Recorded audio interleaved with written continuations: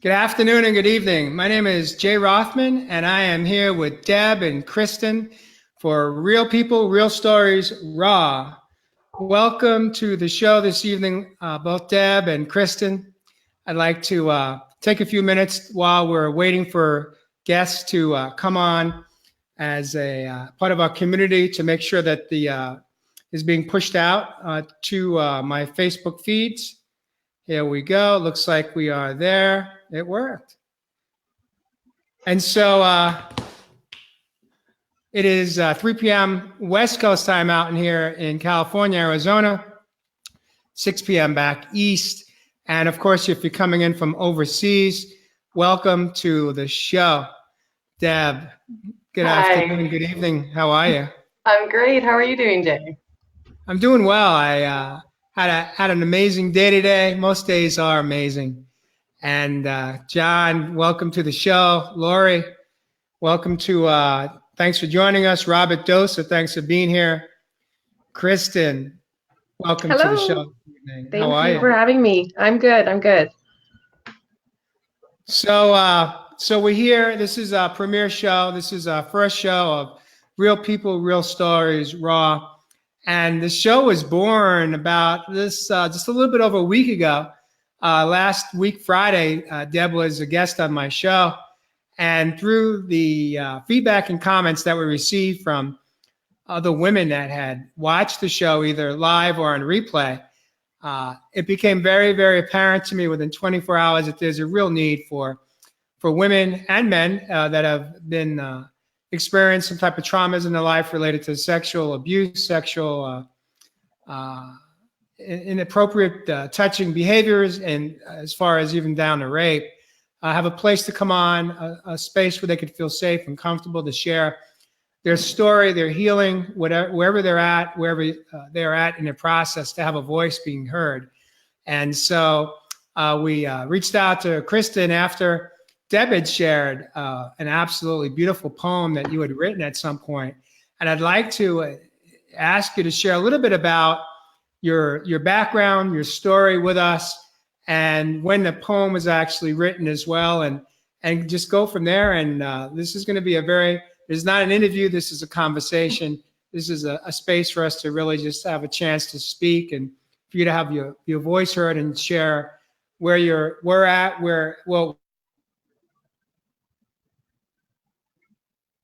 He froze. You're frozen. You can talk. Yeah. Yeah, basically that poem that you wrote, it just touched me so much. I had to share that with Jay, and yeah, and I know that it touched him. And so yeah, where did it begin? Where did that come from? How did you begin writing that? It's so the poem is about the saying "snitches get stitches," and it's really about that feeling of tattling and the kind of things that we teach kids. And I had some friends, like their little 2-year-old would come up and they're like, "What do snitches get?" And their little 2-year-old would say, "Stitches." Mm. And I would just like, and for me, like it was a name I was called in a part of my bullying. Mm. And to me, and then I ended up seeing it in some of the comments when Dr. Ford was doing her thing, was, trying to fight the Supreme Court nomination. And I saw it again there, and I was like, oh, this is a thing that is continually going on, and it doesn't feel like it's stopping. So I mean, and sometimes you don't liken it to this topic, but for me it just comes really close to home, and it's that message that we're sending kids and teenagers, and it was really important for me to just be able to kind of make sure that they know that it has a lasting impact when those little sayings get put into people's heads and in their ears. So same with tattletale and things like that. It's not just that one, but there's a whole bunch of them, I think, that it's land the same way. Yeah, I agree, and it's something that you don't even think twice about before you say it. It's just something that just it just pops in your head because that's what you've been told. That's what everyone's it's kind of tattletale, right? And I really applaud you for bringing that out, because that's a huge issue that can be fixed just by addressing it. So thank you for that. Yes, yeah, it was super well received. So I'm glad to share. But yeah, I'm not a poet. this is the first Oh, you poem I've are. actually written. Maybe I am a poet now, but yeah, it was wrote more like personal blog pieces is what I've written before. But yeah, this is a little bit way out of my comfort zone. So I'm very, very happy for the support. And you'd actually read it at Story Slam. I came with on last Wednesday, and you got drawn first. How did that feel? It's very nerve-wracking. Yes, it's a kind of a platform for people to share stories or personal messages, and yeah, it was out of like there was probably 20 people there, and of course I'm like I just had a feeling I was gonna get chosen first too. And I was like panicking, and then all of a sudden they said my name. I'm like, all right, here we go. But it was really nice to be able to enjoy the rest. That my part was over, so I just got to relax. So and you did amazing, by the way. You made me cry. So thank you. When Deb pushed out, Deb sent me the poem that you had written, and I think I read it 3 times, and then I read it out loud, and I knew in that moment that it just touched me. It touched me to my core. And I knew in that moment that, barring you saying no, that you were going to be our first guest on our premiere show.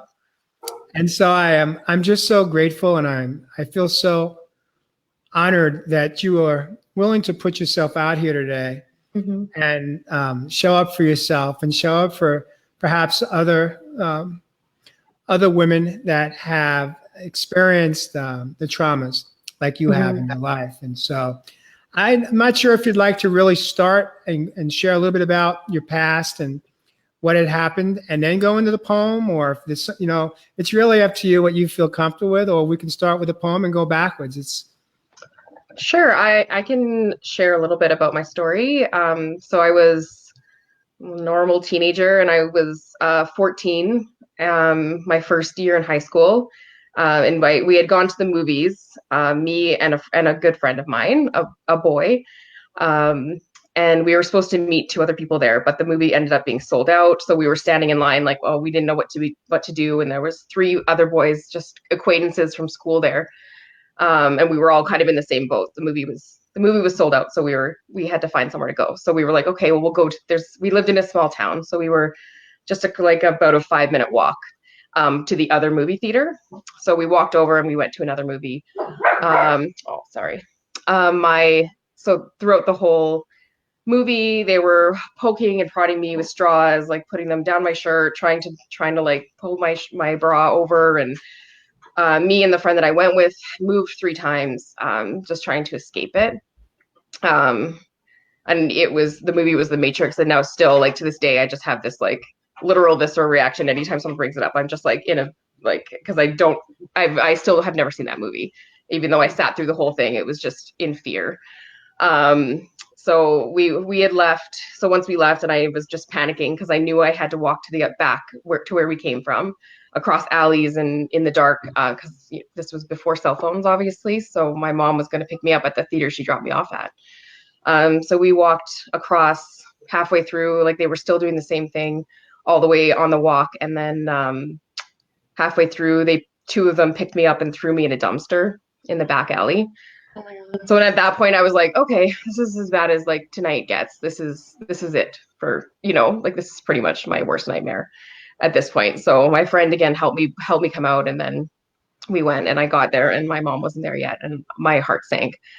And the doors, everyone was gone. That movie had been let out. There was no one. So we were just sitting in the lobby, and I'm just staring out the window, just hoping that they get there. And it wasn't anyway. So then the 3 of them decided to take turns holding my hands behind my back and assaulting me. So, the friend that I went with, he was, a really little guy, and he was like yelling at them to stop, and they just pushed him away, and they just kept doing whatever they wanted. So, it was really difficult. And then they picked me up, and they were yelling like, let's go gangbang her. And they were carrying me back to the alley.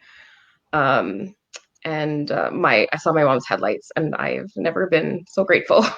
So she showed up, and they were standing there, and she's, a mom, and sees them standing there and offers them a ride home. And I was like, she's like, how are they getting home? I don't care how they get home. And just like slumped like a piece of garbage, really, in the car. That's what I felt like and how I was treated.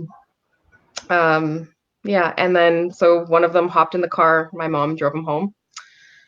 So I told my sister, I have a twin, and I told her when I got home what happened. And she was kind of in the same, like she didn't know what to do, didn't really understand.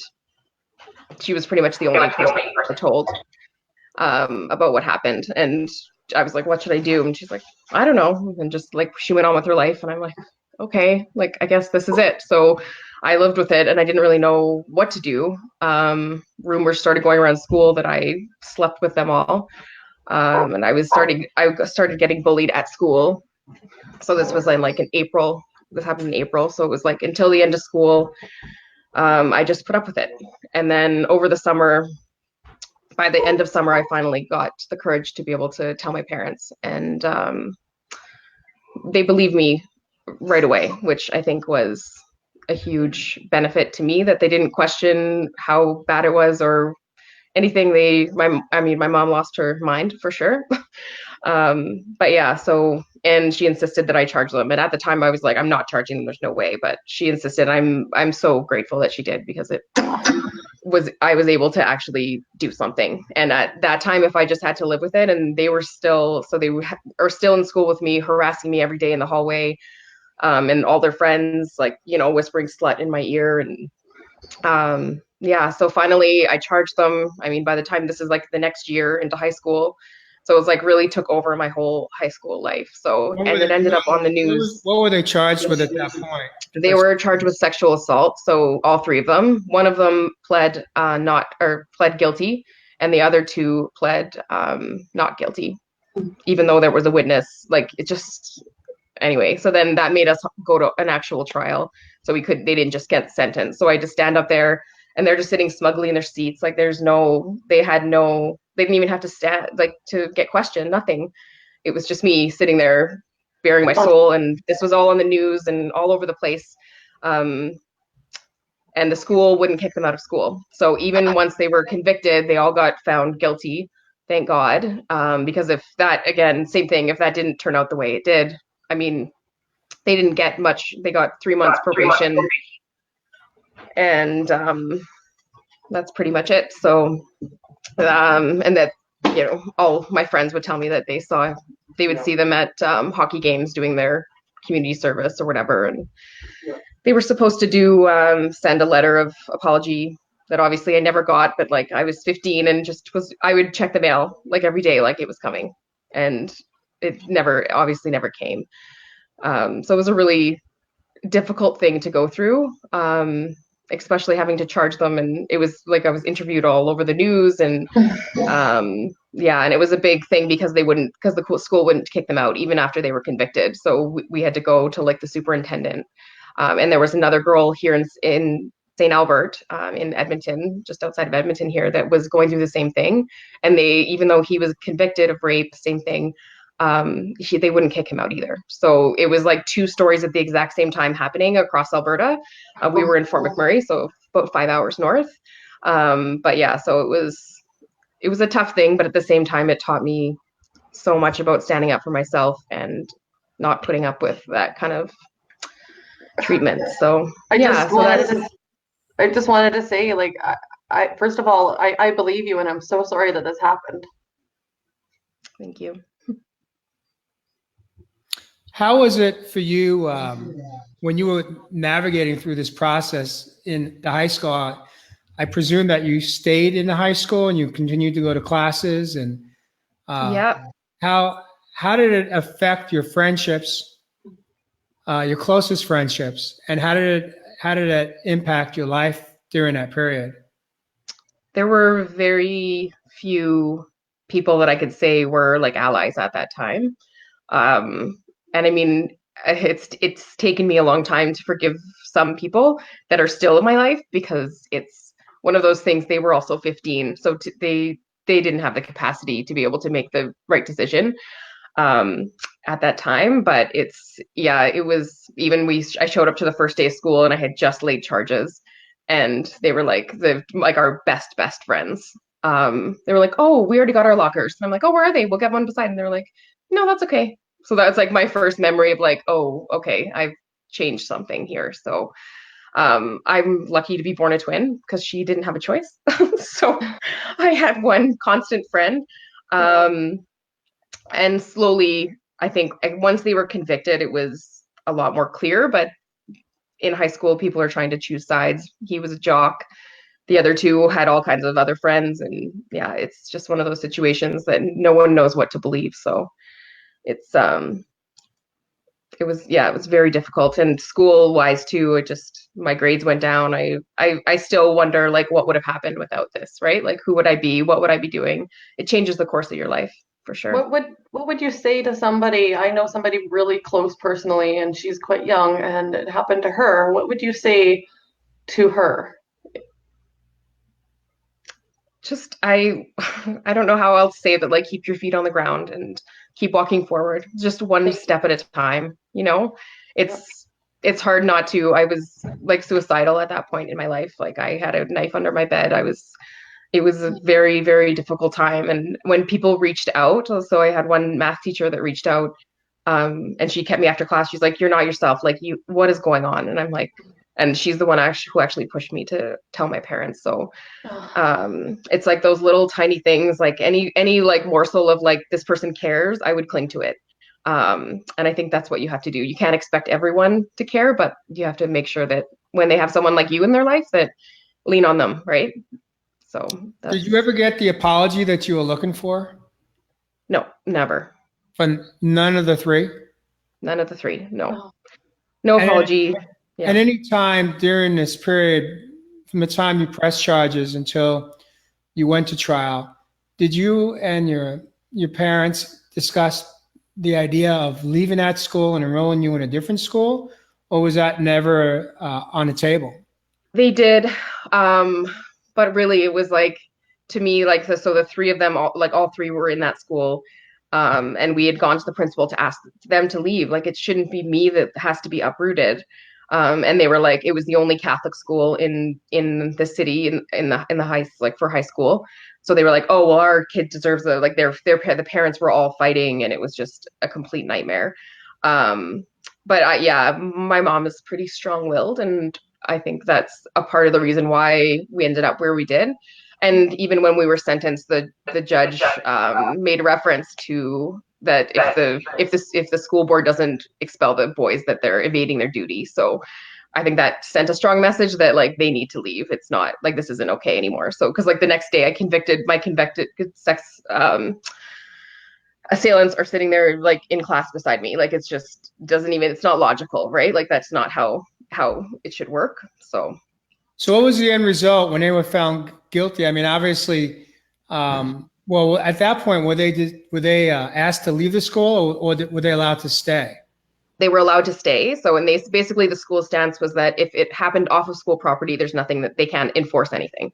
And I'm like, this is like, they were found guilty. Like, fine, if it's an accusation, I understand that. But like, if they're convicted of sexual assault against a student in your school, they should automatically be booted. Like, that's it. There's two other high schools. No, there's not Catholic, but obviously the Catholic values weren't working there anyway. So yeah, it was a huge fight. So, and the same thing, a 60-year-old girl here in St. Albert was going through the exact same thing. So I'm glad that there was the news coverage, because it made it feel like my voice mattered that much more, even at that point. So I can relate with that.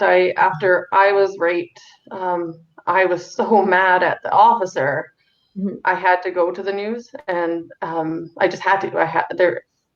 I couldn't do anything but reveal it, because that's mm-hmm. how I needed to heal. So I understand how it must have felt to be able to speak your truth and have someone care that's listening. Like Sarah Kraus, she was so compassionate and so kind, and she believed me. And it's like, even if nobody else does, they care enough to get your story, right? Yes, exactly. Yeah. Did you, when you were going through this period or any time thereafter, did your mom seek out any kind of professional help to help you work through the emotional and the mental No. So she is a very strong woman, but also was raised in the kind of, don't like we just get over things on our own, and we don't need extra help from anyone else. I mean, I would say she pretty much like did lose her mind at this point. Like I mean, as soon as I told her about it, so she had dropped him off, so she knew where he lived, one of them. Um, and she called the mom of one of the boys and just said like, "Oh, can we talk about what happened? Like, I just think this is like before we even press charges, just this is something we need to discuss." And she went over to go and talk, and they had started talking, and then he walked in, and I guess he was like sat in the kitchen in the corner, and he said something like, "Kristen's a slut," and she wanted it, and then my mom just like literally flew at him. Um, so, I mean, there isn't anything quite as like satisfying as having your mom show up to, or your assailant come to school with a black eye from your mom. Oh, I'm proud of her. Sorry. But that was kind of my mom's way of dealing with things. She was very Yeah. hurt and very, I'm sure she has her own experiences.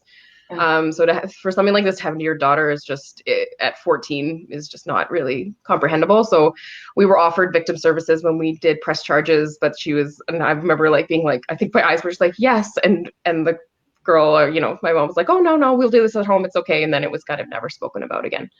So So, how did you get through high school, and how did it impact your life through the final years of your high school? I think my marks definitely suffered. I think I just didn't care as much about things, and I was depressed for a long time. Probably by the last year of high school, so by grade 12, I was kind of coming on the other side of it, but still not having really understood any healing at this point. So yeah, it was pretty difficult. And then I kind of hopped around from school to school, and didn't again. I don't know if my career path would have been the same without this, because I think I just felt lost for a very, very long time.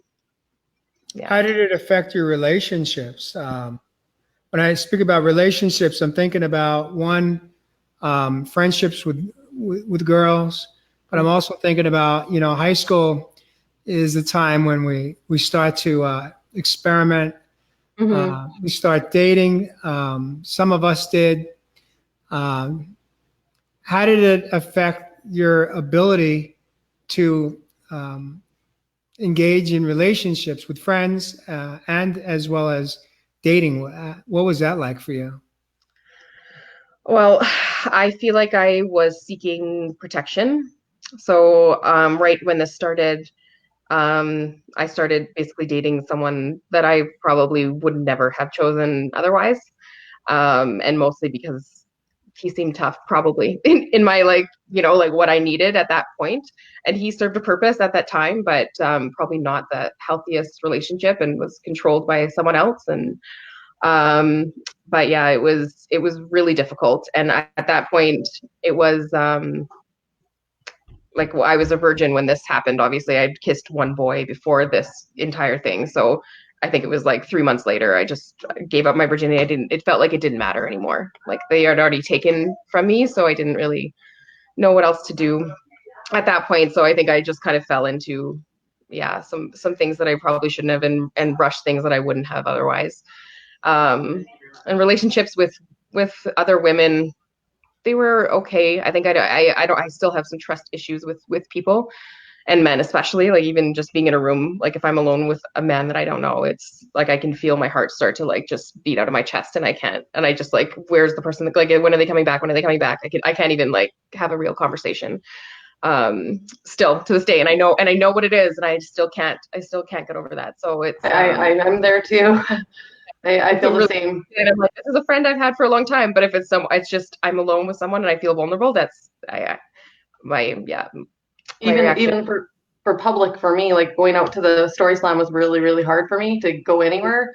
And so I understand. It's Mm-hmm. not easy to recover from that, and you just feel panic, and you know that you're not being hurt anymore, but there's other people that aren't always safe, right?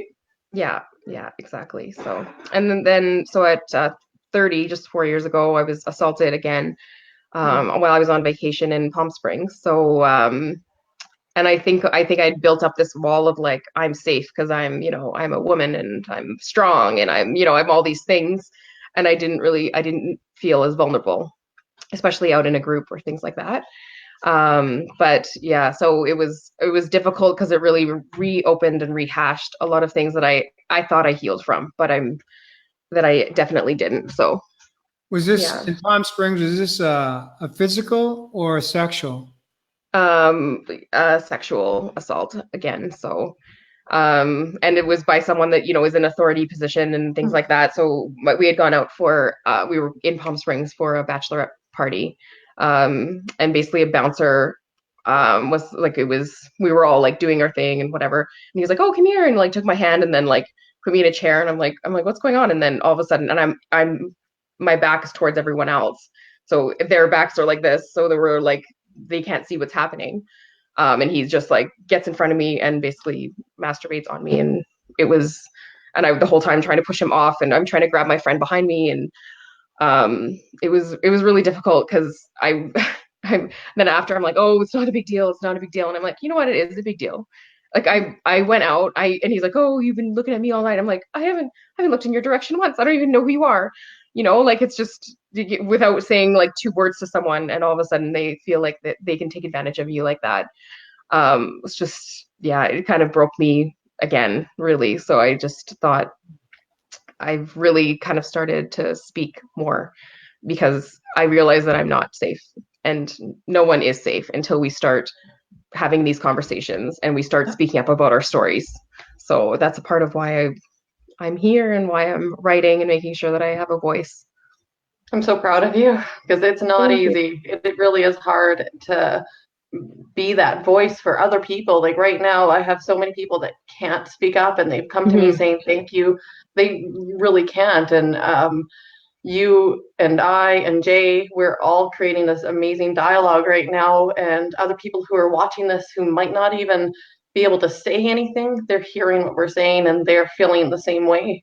And I'm really thankful that you're here. Thank you. How does it how does it feel in this moment when you were so brave to share your story of what happened when you were 14 that evening? Like, does it bring you? Are you right back there when you're sharing that story, or where are you at in your healing process in this regard today? I feel like I've shared it enough now and publicly, that I'm kind of, it doesn't bring me right back there, but it does bring me to a place of where I feel that vulnerability again.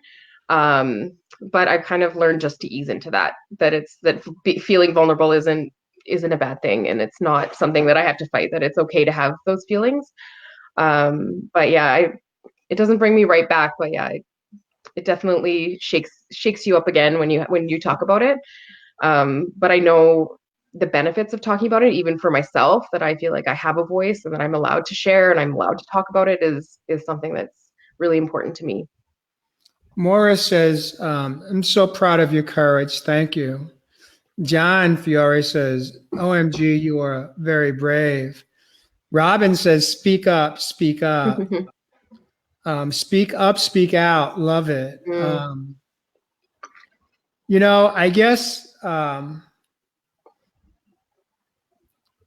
one of my questions is really, you talk about having a voice and that helps you in your journey of healing.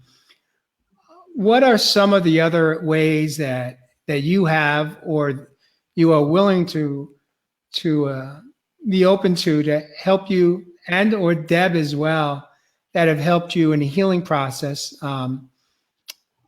as far as healing yourself and as far as protecting yourself in the future? What does that look like for either one of you today?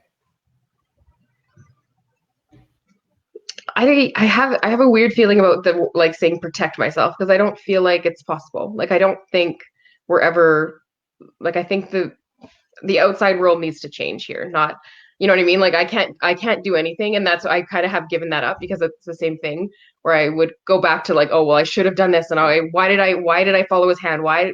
Like, and those are things, oh, well, I could have protected myself. Like, no, I made the decision. I didn't know what was going to happen.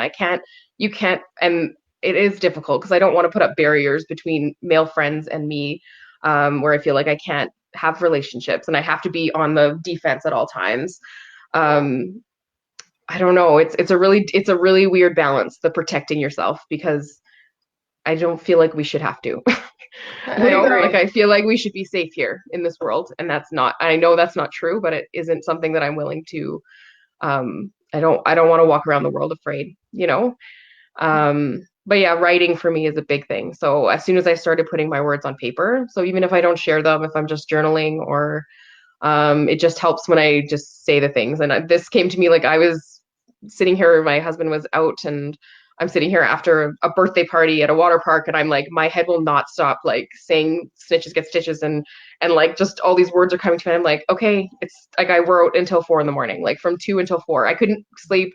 And then I was like, okay, I'll just write. Like it's fine. So I just have to listen to myself. And I know it came to me at that time for a reason, and I was quiet, and maybe that was the only time that I could get those words out. But it helps to just listen to what you need. That's my protection, Mhm. is writing. Mhm. And that for me, that's how I protect myself, is because I'm trusting myself and my instincts. And that's how you can protect yourself, is by trusting yourself and what's inside. Mhm. Because it's when we stray away from what we feel is right, is when I feel that, for me anyways, that's when things happen for me, is when I stray away from my true authentic self. And writing has healed me. Mhm. I have to write. I some days I'll go days without it, and something's up, and I'm like, why am I feeling so anxious? Why am I feeling like this? And it's because I haven't written, and I'm not ready to. But when you're ready, it just kind of comes out, right? Yes. Yeah. And I don't know, I've never even thought that much into that, into the saying or anything like that before this. And all of a sudden it was just like, I have to do this right now. So yeah. And I don't know, sometimes I'm like, I don't know if it's for me, or maybe this has to be said for someone else. I don't know, but I know when I just have to listen to that voice inside when. Do you think you might want to read your poem right now? Because I think it's Mhm. perfect. Would you be I able can. to? Yes, Because for it's sure. beautiful. Okay. Snitches get stitches. It's what I was told. That boys will be boys, no matter how old. Don't be a tattletale. Play nice. Because girls, they're just sugar and spice. If you have nothing nice to say, just keep your lips tight. After all, speaking up comes at a price. Snitch was hurled at me in high school by a woman, no less, because I'd just charged 3 boys with sexual assault, I guess. It was okay at the time, being compared to be called a slut and a whore. Snitch felt like the one insult that I could ignore, and really the only one that was true. But that word, it stung and surfaced later like a bruise. Why are snitches berated like they are the issue? Like our worth as victims is less than a man's precious virtue. Our job as women is not to cover their tracks or carry these heavy burdens on our backs. We owe nothing to our attackers, these monsters under our beds.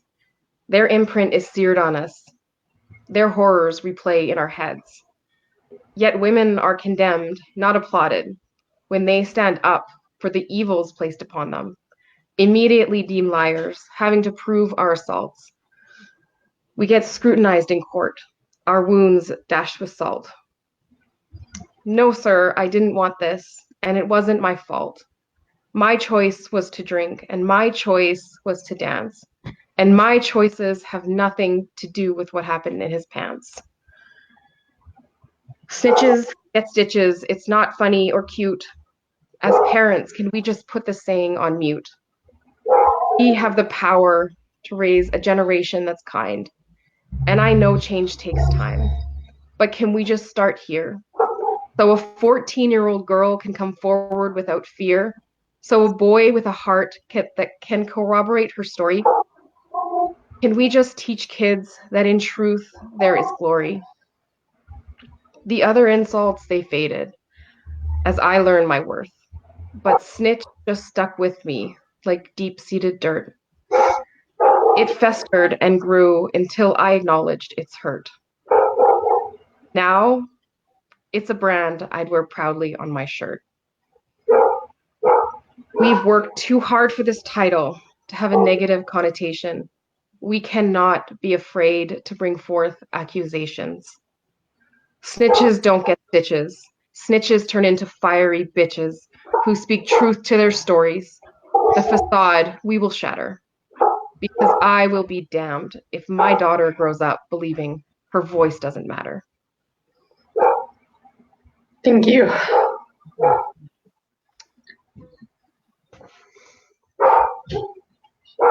Oh, sorry. It's beautiful, and it just really hit me again, second time. But it's that's everything that I think. Thank you for telling your story, and through the poem is just, you are a poet, by the way. That is beautiful. That's healing. That's beautiful. Has strength, so much strength in that. Would you mind if we posted that along with this? Like, if No, we can please do, yeah. Oh, thank you. Okay, I will. Yeah. And I have a page called Debbie, I Believe You. I don't know if you've been there, but it's a page that I created after to help people just kind of come together and talk about things. I would love to be able to post that poem there too. Absolutely. Thank you. Kristin, when you speak the poem today in this moment,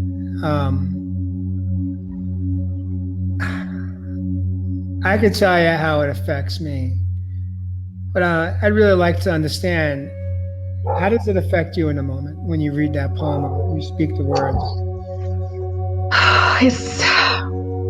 It really makes me feel powerful that I have a voice here and that I am an agent of change. Like I know, like I said, I know it takes time and it's little baby steps.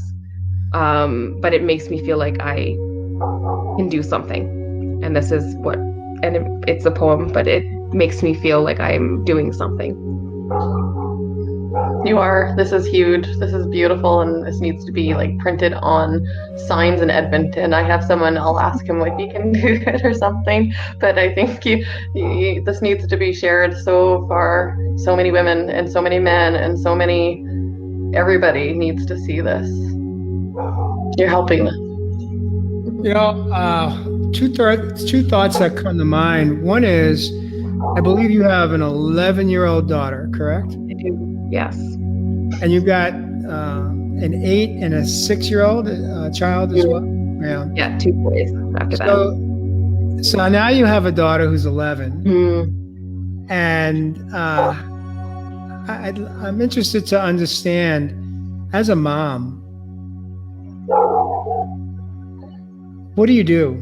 You know, what have you done, and how do you prepare your daughter as she's about to step into young teens? And you know, it's like I'm just sitting here and I'm going, wow. I mean, it was just a short 4 years ago that you encountered, as a 30-year-old woman, another sexual assault. Mm-hmm. And now you have an 11-year-old daughter. How do you navigate through these years with your daughter now, knowing that whether she's 11, 13, or you at the age of 34 or 30 or any age, you are potentially vulnerable? And how do you educate her? How do you protect her? How do you teach her? What does that look like for you today? And how does that impact you on a daily basis? I really think this is more of a people problem. So like because I mean, as you know, as your own experience, that it doesn't just happen to women, and it does happen to boys too. So and I mean, boys are a big part of this story. So for me, I'm raising them, my boys and my girls, the same. So we've talked about consent, and we've talked, like, even with we have a dog, we just got a dog, and even then I'm like, can you see the body language? Like, can you see, like, I teach them all the time, like, what does it mean when someone is like, like when their shoulders are up, and does that mean they're comfortable? And so it's teaching consent, and it's teaching them to be able to read people, and their comfort level, and whether, they're like, yay, let's do this, or, like, not really into it. And that comes from, my 6-year-old knows what body language means, like so for me, it's a teaching all of them really the same way. Going into high school and starting with boys, I think with my daughter, I think we're not quite there yet, but we're close, and she's only 3 years younger than I was, which just seems like unfathomable, really. So they're conversations we have, and because I've been so public about it, I don't want her to not know my story. So she knows my story in her own way. And like she watched my poem, and I was like, well, okay, wait, what do you think about that? Other than mommy said a swear word, you know what I mean? So and she laughed, and then she's like, well, people shouldn't be saying that saying, and we have a conversation about it. So I don't want her to just see things online and not know why I'm up there saying things or swearing in public. Like that's kind of strange for an 11-year-old to see. But I just want that dialogue to always be open with her. And that's the conversation we had after, was that people don't feel like they have an ability to have a conversation with their parents or someone safe, an uncle, a grandma, whoever it is, whoever you can tell, you need to tell someone, and have some safe place to go to. And that's, for my kids, I want it to be me, and that they're never going to get in trouble for sharing something with me, even if they weren't doing the right thing. So that's how I'm navigating parenting as a survivor. But it's difficult. I'm sure you can relate to. I have a question for you, because I haven't had the courage to tell my son what happened. How did you do it? It was really difficult. And I was almost forced into it, because I guess when I first shared, I hosted an event, Resilient YEG. So Resilient Edmonton was the event that I hosted, and I shared my story for the first time out loud at that event. And I didn't really think through the other side of that, because we were live on Facebook. And the next day, my cousin or my niece found out through school that this happened, and I was like, oh no, I have to tell her now. So I was kind of forced into it, and I was in exactly where you are right now, and I was panicking. I'm like a superhero to her. So for them to know that I'm vulnerable, and that things, and I'm not perfect, and these things happened, was really, really difficult. But I was alone with her, and we just kind of explained what sexual assault was, and it's just really slowly kind of eased into the conversation. And I think it's still confusing for her. She doesn't really understand, but at the same time, I want those open lines of communication. And yeah, yours is a little bit younger. The boys don't really know the story, but yeah, my daughter does for sure. You had mentioned earlier in the conversation, at the time you were in Catholic school, I believe. Mm-hmm. And what I see with a lot of people, my experience has been, is that when we go through some type of trauma at home or at school, a lot of times people tend to turn their back on their faith and on their belief in God, and they get angry at God. And a lot of times people spend a lifetime angry at God. Having gone through your educational years in a Catholic school, how did that prepare you for this experience, and where are you at today with it, for yourself as well as for your children? Are your children in a parochial school? If you are willing to share some of that with us, I'd love that. Yeah, the kids they're in a Catholic school too. We didn't have a strong faith in our family, so we didn't really go to church or anything like that. I did actually. It's kind of funny now that you're saying that. I did start going to church almost right after this, like in my teens. So maybe, I don't know, maybe that's a part of, with a friend, we started going. And then when I had my daughter, I think for some reason I turned to faith as well. It's a complicated subject for me, faith, but I've never felt like I'm punished, or that God isn't there for me. I just think it's a complicated subject for me, but yeah, I'm on the other side where I believe in spirituality, and that there's good out there, but it's a hard topic. No, you did great. I feel the same way like you. I'm not religious. I was raised pretty religious, but I might have abandoned God. I don't think that he ever abandoned me. I walked away because I was hurt, and I was hurt from everybody. I couldn't feel. That's one thing I think that needs to be brought up a little bit, though, like talked about, is like how you stop feeling after it happens. Like you're in survival mode, and empathy and love and everything just kind of stops and freezes. I don't know if it did that for you, but for me, it was really hard for me to give a crap about anybody, and even myself. It wasn't that I didn't love myself; it's just I stopped feeling. But it's normal to not be able to feel after trauma like that. For me, it is. I don't know how it is for both of you. Yeah, I think I numbed a lot with, I think alcohol and lots of things. I'm lucky I didn't start in any real drugs or anything, but it's difficult because I think you do kind of numb, and I think I did that with food. I think I did that with different things. But yeah, so it is really difficult when you feel like you can't feel anymore, and you don't have that same ability. And you're trying to feel with substances. I actually I'm going through a little bit of I drink a little bit more than I normally would, and it's I probably need to bring that down a little bit. But I saw a saying on Instagram, and is reach up, not out. And that just kind of saved me, because it's like you're reaching out for a bottle, but you just need to reach up. So if you're that really helped me, because reaching up to God instead of out to substances like food, alcohol, what be it, right? Thank you for being so honest. I wanted to ask you, you've been married now, I believe, for 10 plus years. 10 years, yeah.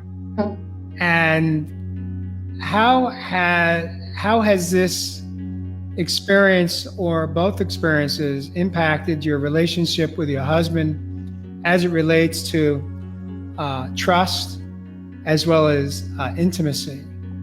And I'm not talking about sex. I'm talking about healthy intimacy between the two of you as a couple. Are you willing to share some of that with us? Yeah, so we actually started dating when I was only 19. So we were very young to begin with. So and I was the type of person that kind of was like clinging to relationships. So I was in a relationship from 15 until probably 16 until 18, and then I met my husband and kind of just jumped in. And I think that's, again, seeking protection and not wanting to be in that dating world, not wanting to be around men that I didn't trust, is probably part of it. Luckily, I got a great husband out of it, but I didn't pick a bad one. In that kind of situation, you can kind of make it not the right choice. But I think it took, we actually separated right around when I was around 30, about 4 years ago. And I think a lot of that had to do with me needing to heal myself before I was capable of really being fully in a relationship the way that I need to be, and being as vulnerable as I needed to be be able to say things. And sometimes he would be like, "I'm not against you. Like, the world isn't against you." I remember, he would say, and I'm like, "What? Like, am I?" And it's because I would kind of project that, where I would think, if he says something negative, it's like the whole, my whole world is imploding. Even though it's just a small fight, right? But it's taken a long time, I think, to get to where we are, where we feel really healthy. And we're actually renewing our vows in January for our 10th. This is our 10th anniversary in January. So, and because we've been through a lot together and seen so much through, that we're really excited to be able to celebrate that as a couple. How were you able to work through some of these issues as a couple? Did you go for Did you do this on your own? Did you reach out with your resources through your community? I How did you get here?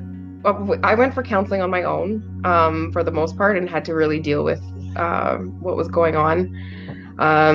Like I only started going to counseling after the second assault. And yeah, it's just these little things. I think that you start to be able to have those conversations at home once you can, face them, with, in that kind of in a clinical setting, which I think it helped me a lot. Be able to face some of the things, and some things she would say, like that I would be repeating, like I blow things out of proportion and things like that. And that's a part of the snitch thing where I internalize that you're, you know what I mean? Like you're a tattletale, you're this, this person that like blows things up. And I've always felt like that I'm, she said, I remember in counseling, she said something like, who told you that you're, that you blow things up, or whatever the wording was. And I was like, oh, I do that all the time. Like I know I say that, and it's one of the, like, where I'm not as important as what I'm talking about is. So I've kind of trying to step past that. And those conversations are things we have to have together, my husband and I, and yeah, learning more about each other and being the people that we need for each other, and being ourselves and being able to be honest with each other has been night and day to be able to get through some really big struggles for us. Something that pops up for me right now is as being the male in a relationship.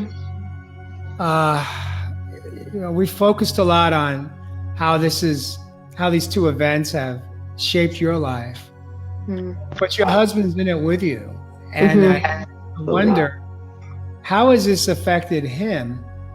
And because I could only imagine. I could speak for myself that, God forbid, if something was to have happened to, at the time, my wife, and today my girlfriend, how on some level I'd feel. Now, I'm not saying that this is the truth, but there's that part of me that would feel some level like I let you down. Like on some level, what didn't I do that I could have done or should have done to protect you? There's that masculine testosterone that comes out, and I'm not saying that's the truth. I'm not saying that that's healthy, but there's that part of me that would, first go to wanting to somehow feel responsible, like there's something I could have or should have done. And then, of course, the back end of that is going to be the feelings of, I want to just go on the attack. I want to make a wrong right. I want to go after those feelings of justice that just unfolded from the person I care so much about. So I just wonder, how has your husband navigated through that? And how does that impact your relationship today? Well, the second assault that happened, I think we were together, obviously, for that, and I think it was, and we were in another country, so obviously we were in California, we live in Canada, so having to call him after that even was just one of the hardest conversations I've had to have. Where I'm like, this is what happened, and of course, as you're like, oh well, we were drinking, and like you feel like I was scared to tell him. Like the same way, even though I knew, and I mean, right after we're with this big group of girls, and we like made sure they kicked him out, and like they said they were gonna fire him and all this stuff. I'm at the point where I knew right away that this is wrong, and I'm not okay with what just happened, and I have to do something immediately. But at the same time, to call my husband and tell him that was a really hard conversation.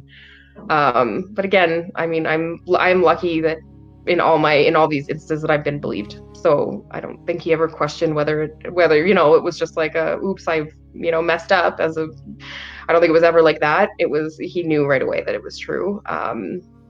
Which thank God, because that's often what we face, right, when we come forward.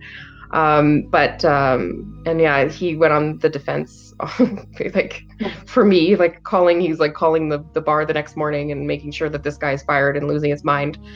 And we did go and talk to police and try to press charges. But yeah, the bar really, is I can't remember, compliant with police, and oh, when you guys were drinking, and oh, like, oh, what were you wearing? So all those questions, and you're just sitting there like, is this actually happening? I'm like, Yeah. oh, you have to come back, and you have to come to California a whole bunch of times, and oh, this little boy was with a pedophile, and we couldn't even get him charged because like all these things just telling you not to, no, don't do it, you're not important. Just again, one of those, anyway, such a long story, because in that morning we totaled our vehicle, and I was driving, and I'm like, who totals their vehicle, who gets in a car wreck on your way to go report a sexual assault? Like, this girl. So it was like one of those really difficult things anyway, and maybe if the car accident hadn't happened that morning, maybe I could have actually pressed charges, but it was just a really, really difficult trip to begin with. So yeah, I ended up just leaving it, but I still have like the little piece of paper from the complaint that I put in. I'm like, oh, still like just gets to me that I didn't press charges, being who I am. I'm like, I should have just done it anyway. But yeah, it's hard when police are sitting in front of you trying to take you out of doing it. Yeah. So, and then so with my husband too, it was really difficult coming home and being like, I was just so upset, and yeah, it's hard. it's a hard thing in a relationship to, and I mean, lots of times where things have happened and I'm like, I can't, like, I will like lose my mind. Like, someone was just trying to like get me to dance at a party, and I'm like, I don't want to dance, and he kept just pulling on me, and I lost my mind, and I'm like, okay, most girls would just be like, hey, like, fuck off or whatever. They would say something just like and I lost it. Like, I couldn't. So it's difficult, because like to most people I probably looked like a crazy person, and I'm like, I said no, like, just listen to me. So, and these are situations that he unfortunately is put in at the same time. So, yeah, it's difficult, but he always has my back, and I know that. I know he will. So, Okay. it's important. We have just a few minutes left here, and with the time that we have left, I'd love for you to share with Deb and I and the community, for those that are live that have joined us from all over the globe. We are an international community today, and I'm so grateful for those that have joined us and have contributed. Two things. One, I'd like to ask if in the next 24 hours, if the both of you can come back on and read some of these comments and reply and respond, that would be beautiful. Absolutely. But with the time that we have left, I'd like to ask you, could you share with us in the community where you are at today in your healing process? And we'll go from there. I'm on the road to healing. I don't know. I think it's such a deep wound that I don't know if it's ever completely healed. But I'm hopeful that it is. But I'm definitely not there yet. And I don't know what healing looks like yet to me. So I don't know what the other side is. But I'm definitely on that path. And being able to be a support to other women and men and children and people that are going through this means the world to me, that they trust me enough to speak for them, or that they feel like I can speak for them. So that's kind of where I'm at, and I don't know if I'm on the other side just healed. Okay. But I'm on the journey for sure. I love your honesty, and I thank you so much for coming forward today and sharing your truth, sharing your story with us, and being willing to just be authentic and vulnerable. I do want to also share with you that I believe that it's possible to come out on the other side. I think the key for everybody and anybody that has been sexually assaulted or has had to endure some significant trauma, as did the two of you, is that there's not a right way to navigate through the healing process. We all have to find the way that works for us. We just have to be willing to work it. And, it's so easy to just get paralyzed by the feelings and the trauma and the PTSD or whatever other labels we want to put on it, that that hold us in those feelings of bondage. But I could tell you that it's when we are willing to put ourselves out there, like the two of you are, and you're willing to just try different things, different techniques, different tools, different modalities, different healing modalities to step forward into your journey, to do whatever it takes to become, I'd say, the best version of yourself, which for me meant coming home. Because I too had so many damaging traumas in my lifetime that impacted my being, my well-being, my mind, body, and soul. And through the willingness to show up for myself and try some very, very, I'd say, non-traditional healing means, allowed me to walk through the process and start to experience some amazing healing moments. And it's a journey. There's not a destination. I believe it's ongoing, and I don't think we're ever done.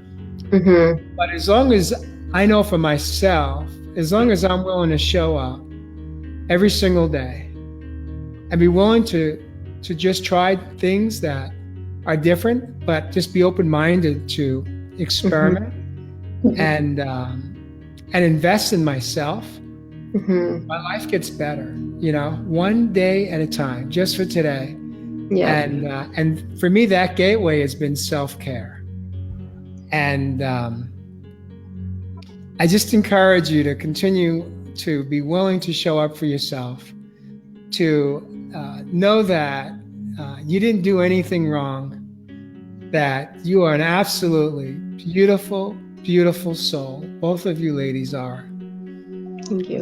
And that no matter what you believe or have believed, no matter what stories you have heard, no matter what stories you may continue to tell yourselves, they're not true. They're not true. You're an absolutely beautiful, beautiful woman. And you deserve to come home to yourself. And coming home to yourself is coming home to your soul. And if you're not there yet, that's okay. Just stay on the path, and be willing and open to just trying different modalities and different means of healing. And through that willingness, your life will get better. It will improve. You just have to be willing to invest in yourself and show up. And when you do that, not only will your life get better, but what's happened for me is that through this, my own experience, my own journey of healing, I have been able to inspire other people, including I hopefully believe it to be my own family members, and become that role model that I wasn't capable of being before, because I was so damaged by my traumas. But by being able to show up for myself today, it allows me to be a mentor, especially with you and both of you having young children. When we show up for ourselves, we get to teach our children a lot. And you're blessed because you're here. Unfortunately, my children were in their 20s when I showed up for myself. And unfortunately, they encountered a lot of things that they didn't need to. But your children are still young enough to where you can impact their lives at such a young, vulnerable age. And I just wish you the best along your healing journey. And I'm so grateful and thankful for both of you showing up tonight. And those are my parting words. Deb, do you have anything you'd like to share with Kristin? Yeah, I do. We all go through times of darkness, and when you mentioned when you were just so thankful when you saw your mom's headlights. So I just want to encourage you to keep looking at that light, because right now you're in the dark, and it's okay. But just by looking at that and keep going towards it, because that's going to help you heal. Just keep looking at that and focus on that, and you'll get there. Thank you. I really appreciate you guys giving me the opportunity to speak and share today. So thank you so for much. being here.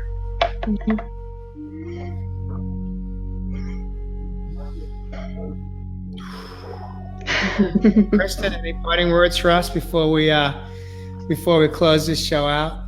No, I'm so honored to be your first guest, because I think you guys can really do some really important work here. So I'm just so glad that you touched base and that you saw what I was doing. So I'm really glad, and we're in the same city, so now I have a new friend. Have to hang out. I have an offer for you. I'm a photographer, and your 10-year wedding anniversary is coming up. Yeah.